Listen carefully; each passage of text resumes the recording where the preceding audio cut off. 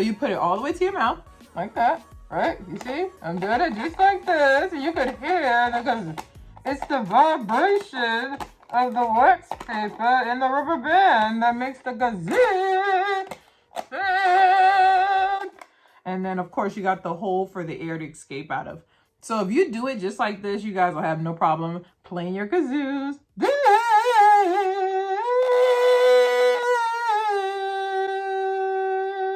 See, that's all I'm doing. I'm really just singing in it. So don't blow in it, because if you do that, that's what's gonna, it's not gonna do anything.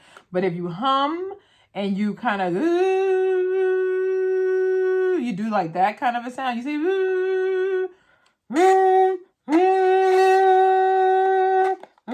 let's see if I can do a song.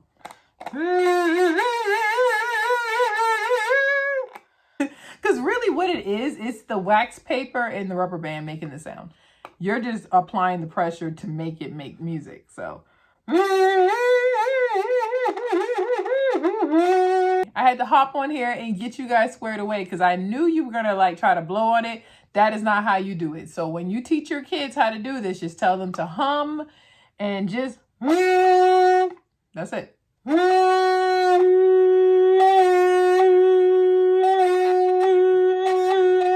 Y'all see the difference?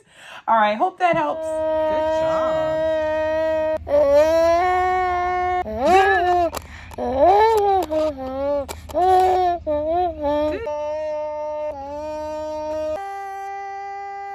Okay, so the second way I'm going to show y'all how to make the kazoo is so easy I could cry. You're just going to need a straw. That's it. And a scissors. So take a straw. You can get one that you stole from McDonald's, or you can get one like the bendy ones, right? I'm going to show you how to make a kazoo that looks like this. So what you're going to do is take the straw. I'm going to show you with the bendy one. You're going to cut off the bendy part just like this. And then you're going to pinch one of the ends really good. Just pinch it all the way close as much as you can. And then once you do that, you're just going to cut a triangle, not a whole triangle, but just cut one side like this. And then you're going to cut the other side like this. So it's a point. That's all you're trying to do. Okay? You just want to get a point just like that. And then go ahead and open up that straw again. Put a little pressure and just open it up just like that. And then you're ready to play. Now, if you want to make this an art project, I'm going to show y'all how to decorate this as well.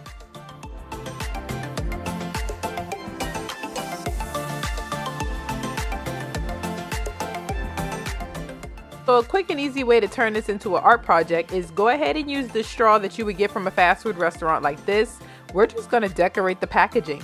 Now, if you don't have a straw with packaging and you just got like the bendy straws, all you got to do is just get some construction paper and cover it with your straw and decorate it as well. So you can use construction paper and do the same thing, just kind of glue it, you know, over the straw and then decorate it as well.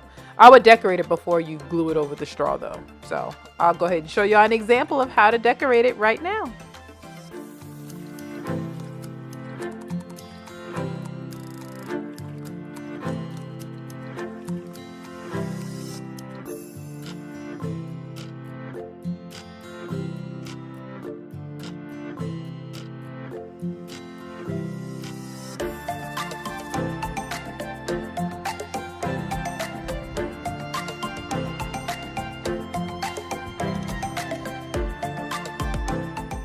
Now what y'all see me doing is I'm just going and I am trying to figure out where to cut this because I want, you know, to have both of the ends sticking out. So if you want to as well, put a piece of clear tape so that way the paper doesn't move and you got yourself a decorated kazoo.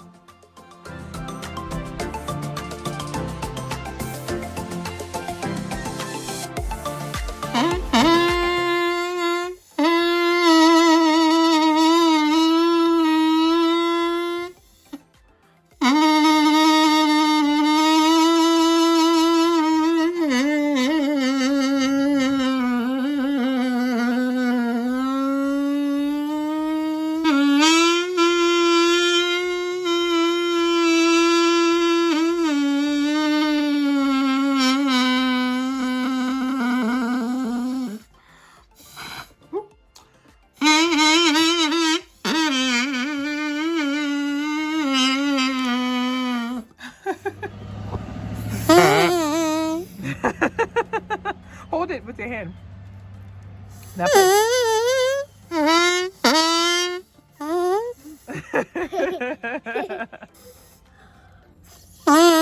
That's your kazoo.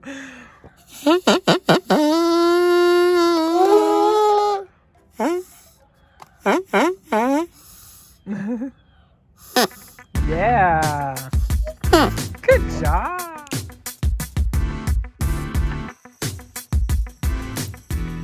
So before you go, let me quickly tell you guys about this book and why I really loved it and my kids really loved it, and I know you guys will love it as well.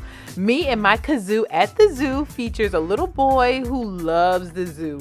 And do you know what he loves more than the zoo? You got it, his kazoo. All these rhyming words, I'm feeling like Dr. Seuss over here.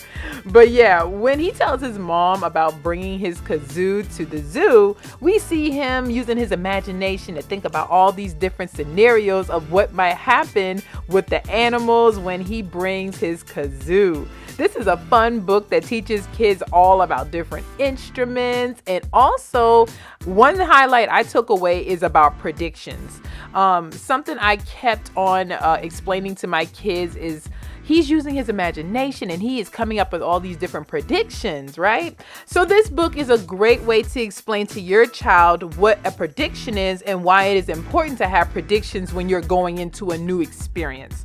This book is very upbeat and it will be a very good read for pre-K students all the way up to second grade. So I can't just talk to y'all about the book without mentioning the mastermind behind this book. So let's go ahead and switch gears really quickly and let me tell y'all about Jonathan Marshall. Now, Jonathan Marshall, he's a poet, a writer, entrepreneur, and author of children's books, as we all know. But did y'all know Jonathan spent the last decade and a half working with young children, all various backgrounds? He was a teacher. He did some work in the social work field, and he currently advises students at Eastern University where he studied early childhood education. Okay, so this is a man of an education background, that's for sure, and y'all know how I feel about that. Hint, hint. So now, Jonathan is a person who likes to create and bring stories to life, and he does it in a fun, engaging way in all of his books.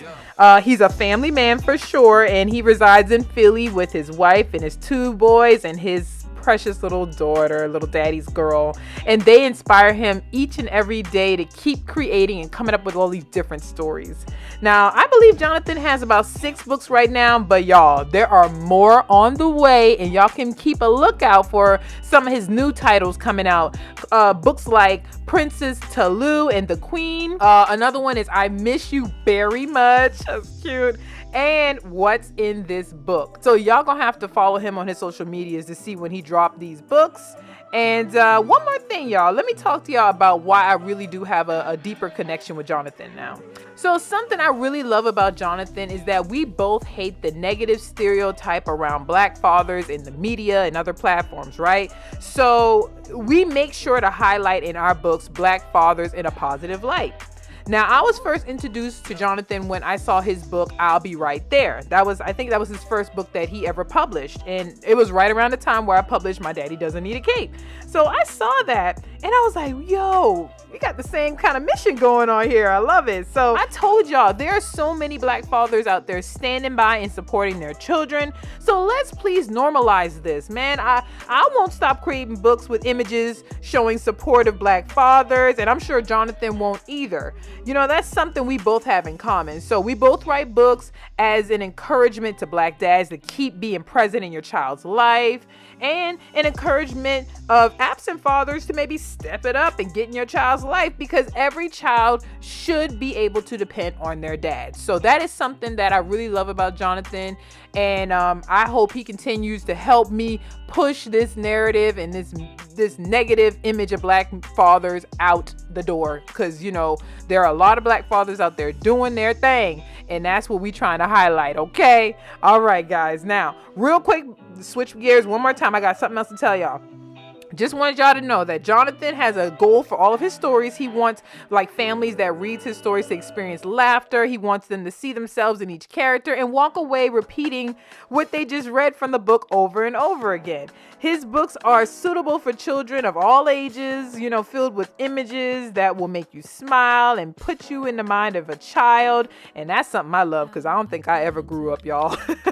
So if this is something that you like and this resonates with y'all, please, please, please drop down in that description box right now.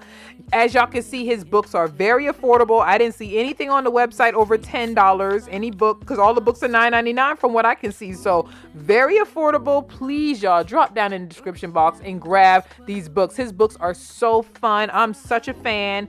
And then also don't forget to follow him on his social media pages so y'all know when he drops these new books, because I don't think he's stopping anytime soon. Okay, so he probably gonna have 100 books before the year 2030, you know what I'm saying? If he's going at this rate.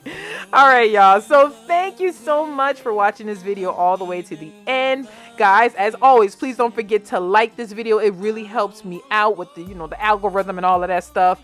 And also comment below so I know that you made it this far. Comment below which kazoo you like the best and which one you see yourself making with your child. And when you do make that kazoo, don't forget to take a cute little video of your child playing it so I can highlight it on my Instagram. Make sure y'all tag me so I can find it, and then I will highlight and celebrate your child on my Instagram. Lastly, guys, don't forget, share this video. We need to get this channel on and popping. I got so much good content on here that I know teachers and babysitters and stay-at-home moms and homeschoolers, all these people can benefit from my channel. So share it with people you know that love creating with kids and love reading books, because they would totally benefit from this channel. And guys, and don't leave just yet. I got over 200 videos on this channel that you guys can keep enjoying. Don't forget, I linked some videos down below in the description box, so go check those out too. But you can also click on one of these 2 videos to keep the party going.